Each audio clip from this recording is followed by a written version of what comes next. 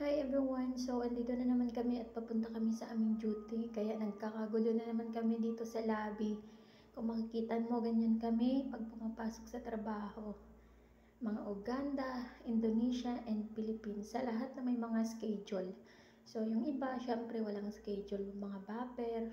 At yun ang inaasahan natin at inaasam-asam yung laging bopper pero sumasahod. Diba yung lagi kang walang trabaho pero sumasahod ka, yun ang pinakamasarap sa lahat. At syempre, okay din naman pagka may pasok ka kasi hindi naman maiiwasan na may mga hadiah ka matatanggap mula sa mga napapasukan at nalilinisan mo. So ayan na, lalabas na nga kami kasi oras na ng labas namin at oras na ng dropping namin.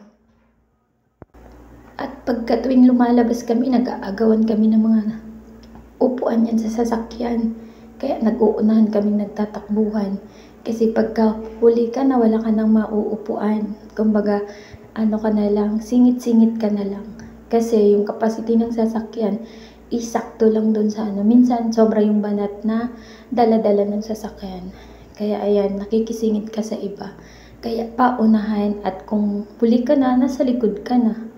So, syempre, maganda umupo sa harapan.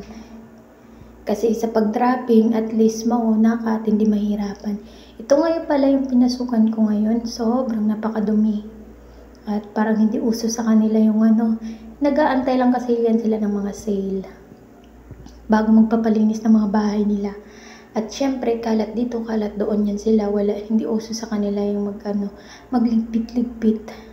So, ganyan yan sila, ganyan kadumi yung mga ano nila. Ganyan din kadumi yung mga hugasin nila na minsan inuuod na yan, sobrang tigas, hindi sila parang hindi sila aware na maghugas-hugas. Kaya ayan yun, sobrang dumi niyan. Ganyan yung mga pinapasukan namin dito. Pakadumi. And ayan, sa CR naman tayo, 'di ba? Nakakadiri, sorry sa mga kumakain diyan, pasintabi po.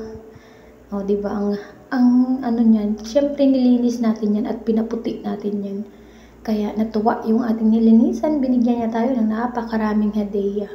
O, diba, grocery, libre na naman yung grocery. Pero sa sobrang daming natatanggap naming mga grocery, at syempre, hindi naman kasarapan yung iba, pinamimigay din namin sa mga Uganda na mga kadama, yung mga katulong na nag-aantay ng madam na wala pa silang mapapasukan. Ayan, isa pang kusina sa panghapon ko naman na duty yun. So, ito na, tapos na nga ang duty namin. Pauwi na ng accommodation. See you on my next vlog. Babush!